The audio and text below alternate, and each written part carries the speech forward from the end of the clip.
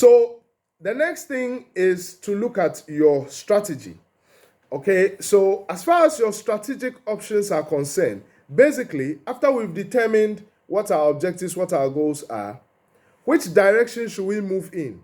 What should we do? What strategic choice can we make? Are we going to enter new markets? Are we going to penetrate new markets? Are we going to develop new products? Are we going to diversify, that is, move into unrelated business ventures? So today we are in the casino business. Tomorrow we want to move into real estate. These are two unrelated business ventures. So this would typically be what? Diversification. Now, it is after you develop your marketing objectives that you determine the way forward for your organization. Which options are available to us? Okay, so the strategic options or the strategy, a determination of your strategic choice or your strategic options will simply tell you that we could go in this direction, or we could go in that direction, or this direction. Okay. However, for the purpose of this discussion, you would always want to stick to one of the strategic options.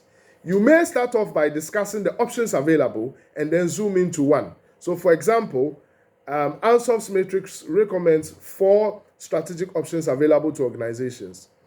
You may discuss those 4 strategic options as options available to your organization based on your findings from the audit.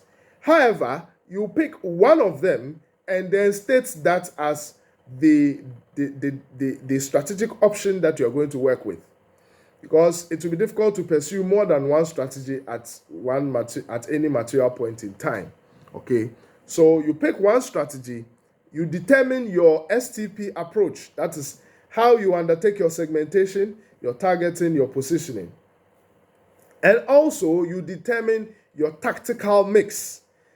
Tactics simply means the step-by-step approach as to how you are going to roll out your strategy, your marketing strategy.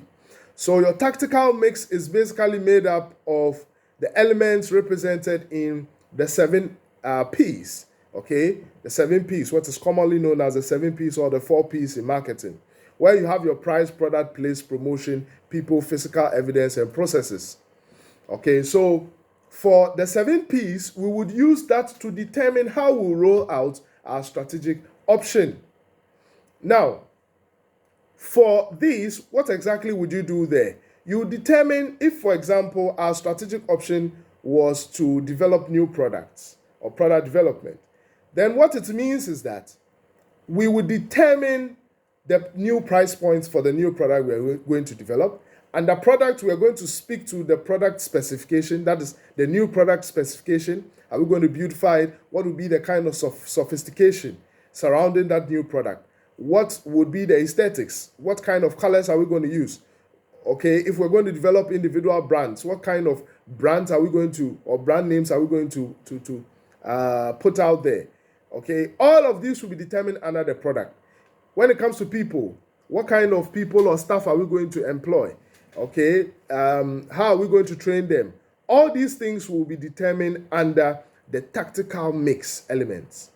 So, as far as the strategy is concerned, you determine your strategy, you determine your STP approach. That is, how are you going to segment your market, target your market, and position your product or brand or approach or your strategy. Then, beyond this, you would also perform your tactical mix elements, aka, in practice, how are you going to roll out? How are you going to roll out your tactics or roll out your ultimate strategy? Okay, good. Beyond that,